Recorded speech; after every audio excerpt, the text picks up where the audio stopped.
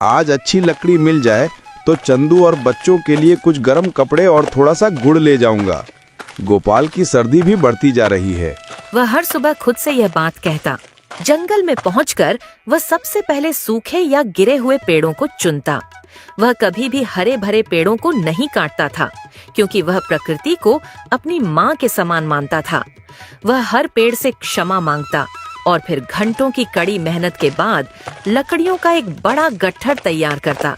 यह बोझ इतना भारी होता था कि उसे उठाकर मीलों तक गांव के बाजार पहुंचना एक दैनिक तपस्या जैसा था।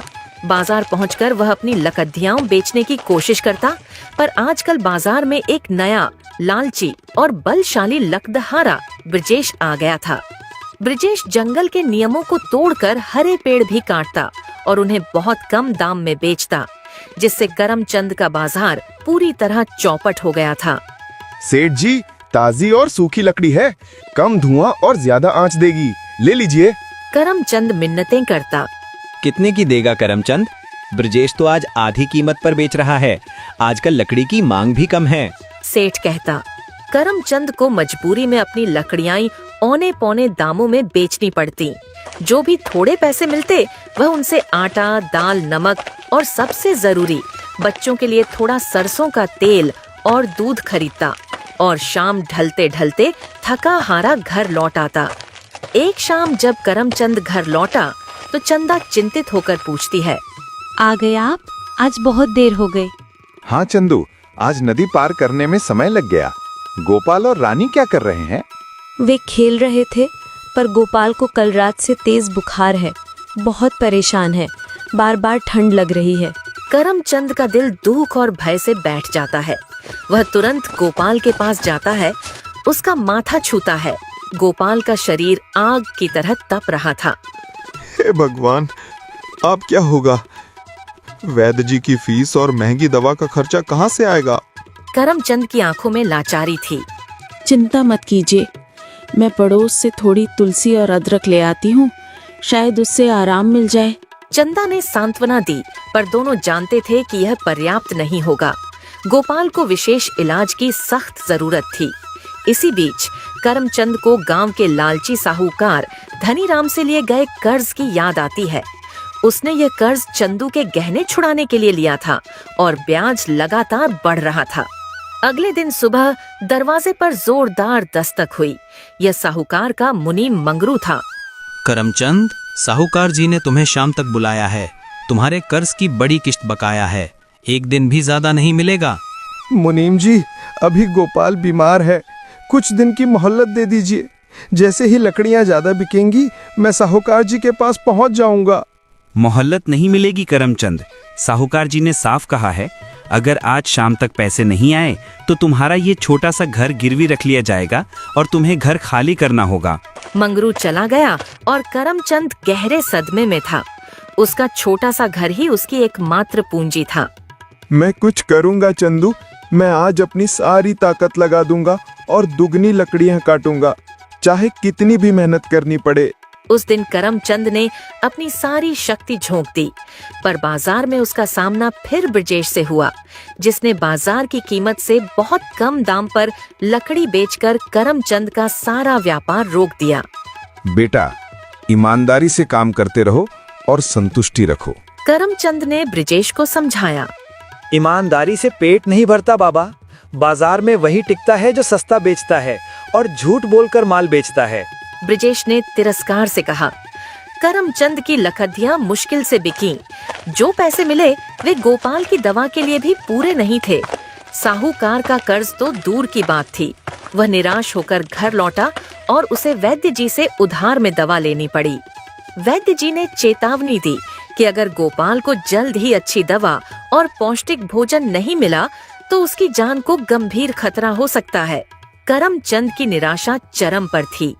अगले दिन वह जंगल के एक ऐसे हिस्से में पहुंच गया जहां वह पहले कभी नहीं गया था, जिसे अंधकार पथ कहा जाता था।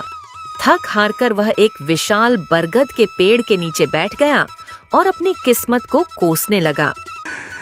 हे भगवान, मैंने कभी किसी का बुरा नहीं किया, आखिर क्यों मेरे साथ ऐसा हो रहा है?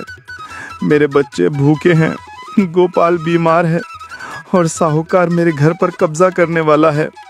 तभी उसे एक धीमी करुणामयी आवाज सुनाई दी। निराश मत हो नेकदिल लकड़हारे, ईमानदारी और मेहनत का फल हमेशा देर से ही सही पर बहुत मीठा मिलता है। करमचंद ने चारों ओर देखा पर कोई दिखाई नहीं दिया। उसे लगा कि शायद यह भ्रम है। तभी उसके सामने एक वृद्ध तेजस्वी साधु खड़े थे। उनकी आंखें दिव्य और शांत थीं। मैं तुम्हें बहुत दिनों से देख रहा हूँ करमचंद, तुम्हारी ईमानदारी और तुम्हारी निष्काम मेहनत। इस जंगल में एक ऐसा अनोखा पेड़ है जो केवल सच्चे, संतोषी और नेक दिल वालों को ही मिलता है। वो तुम्हारी सारी परेशानियां दूर कर सकता है। कौन सा पेड़ महाराज? मुझे तो नहीं दिखा। करमचंद ने पूछा। वो पेड़ जंगल के सबसे गहरे और रहस्यमय हिस्से में है, जिसे अमृत कुंड कहते हैं। वहां तक पहुंचना आसान नहीं। रास्ता खतरनाक जंगली जानवरों, ऊंची चट्टानों और विशाल दलदल से भरा है। पर अगर तुम्हारी नीयत साफ है तो प्रकृति तुम्हें रास्ता दे देगी। साधु ने करमचंद को एक दिशा बताई और फिर अचानक लुप्त हो गए, जैसे वे कभी थे ही नहीं। करमचंद को लगा कि यह कोई स्वप्न था, पर उसके मन में एक नई आशा और दृढ़ निश्चय जाग उठा। अगले दिन से करमचंद ने अपनी पुरानी दिशा छोड़ दी। वह जंगल के उस रहस्यमय हिस्से की ओर चला जहां कोई लकड़हारा जाने की हिम्मत नहीं करता था। रास्ता वाकई बहुत कठिन था। घनी झाड़ियां, ऊंचे टीले और बड़े बड़े पत्थर उसके रास्ते में आ रहे थे। भूख और असहनीय प्यास से उसका बुरा हाल था। उसने कई बार सोचा कि वह वापस लौट जाए, पर गोपाल का तड्ढापता चेहरा और रानी की भूख उसे आगे बढ़ने की हिम्मत देती रही। 3 दिन और 3 रातें बीत गईं। करमचंद अब पूरी तरह से थक चुका था। उसके शरीर में जरा भी ताकत नहीं बची थी। वह एक टूटे हुए शिव मंदिर के पास बैठ गया और उसके आंखों से आंसू बह निकले। शायद साधु महाराज ने मुझसे मजाक किया था, उसने निराशा से कहा। तभी उसे एक अजीब सी सुनहरी चमक दिखाई दी। चमक इतनी तेज थी कि उसकी आंखें चौंधिया गईं। वह धीरे धीरे उस चमक की ओर बढ़ा और फिर उसकी आंखों के सामने एक ऐसा दृश्य था जिसे देखकर वह अपनी आंखों पर विश्वास नहीं कर पाया। उसके सामने एक विशालकाय पेड़ खड़ा था। उसकी पत्तियां हरे रंग की नहीं थीं, बल्कि वे शुद्ध सोने की तरह चमकती थीं, जैसे वे प्रकाश से बनी हो। पेड़ का तना इतना मोटा था कि उसे 20 लोग भी मिलकर नहीं घेर सकते थे। पेड़ से एक अजीब सी मधुर ध्वनि आ रही थी, जैसे वह कोई दिव्य गीत गा रहा हो। ये क्या है? जादू? यही वो पेड़ है जिसके बारे में साधु महाराज ने बताया था। उसने डरते डरते पेड़ के तने को छुआ। तना छूने में चिकना और ठंडा था। उसने अपनी कुल्हाड़ी उठाई और एक छोटी सी टहनी काटने की कोशिश की। जैसे ही उसकी कुल्हाड़ी टहनी से टकराई, एक तेज रोशनी निकली और टहनी टूटकर जमीन पर गिर गई। करमचंद ने टहनी को उठाया। वह टहनी सोने जैसी चमक रही थी, पर वजन में बहुत हल्की थी। वह खुशी खुशी उस टहनी को लेकर गांव की ओर भागा। बाजार पहुंचकर करमचंद उस सुनहरी टहनी को एक जौहरी के पास ले गया। जौहरी ने टहनी को देखा और उसकी आंखें फटी की फटी रह गईं। ये तो अत्यंत शुद्ध सोने की लकड़ी है। ये तुम्हें कहाँ मिली? इसकी कोई कीमत नहीं लगाई जा सकती। जौहरी ने करमचंद को इतने पैसे दिए जितने उसने अपनी पूरी 7 पीढ़ियों में कभी नहीं देखे थे।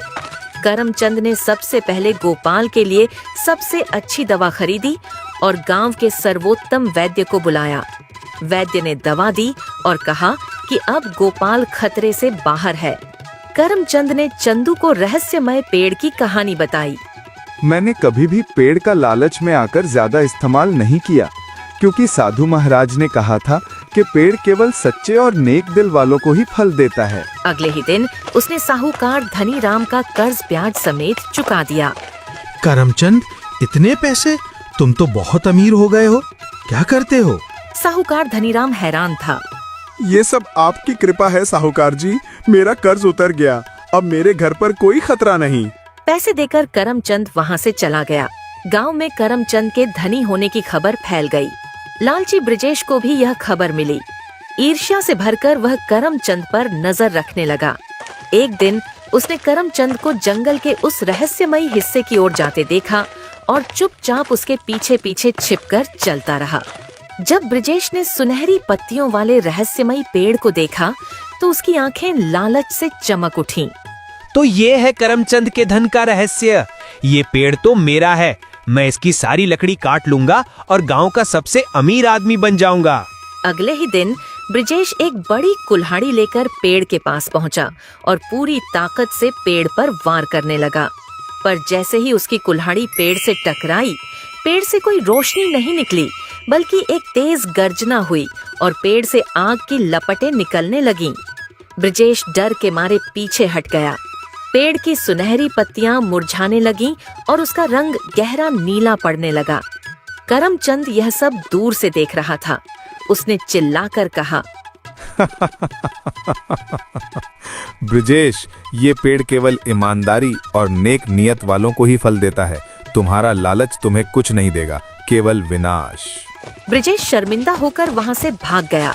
पेड़ की चमक धीरे धीरे वापस आने लगी, पर वह पहले जैसी तेज नहीं थी। करमचंद समझ गया कि पेड़ को नुकसान पहुंचाया गया है। उसने हाथ जोड़ ढाकर क्षमा मांगी और वादा किया कि वह हमेशा उसकी रक्षा करेगा। करमचंद अब केवल अपने लिए नहीं जीता था, उसने गांव के अन्य गरीब लोगों की मदद करना शुरू कर दिया। उसने साहूकार से बात की और गांव के उन लोगों का कर्ज चुकाया जो साहूकार के चंगुल में फंसे थे। उसने एक छोटा सा स्कूल भी खुलवाया और बच्चों के लिए गर्म कपड़े खरीदे। एक दिन ब्रिजेश करमचंद के पास आया। वह बहुत शर्मिंदा था और फूट फूट कर रोने लगा। करमचंद भाई, मुझे माफ कर दो।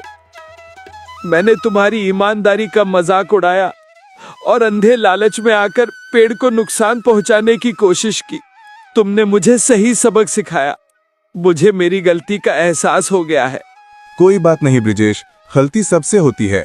बस अब ईमानदारी से काम करना और कभी लालच मत करना। करमचंद ने कहा। करमचंद ने ब्रिजेश को भी कुछ पैसे दिए ताकि वह अपना काम फिर से शुरू कर सके। ब्रिजेश ने करमचंद का धन्यवाद किया और एक नया ईमानदार जीवन शुरू किया। रहस्यमयी पेड़ जंगल में एक पवित्र रहस्य बना रहा। करमचंद कभी कभी वहां जाता, पेड़ को देखता और उसका धन्यवाद करता। उसने कभी किसी को पेड़ का सही स्थान नहीं बताया, क्योंकि वह जानता था कि यह पेड़ केवल उन्हीं को फल देगा जो सच्चे दिल से इसके योग्य है।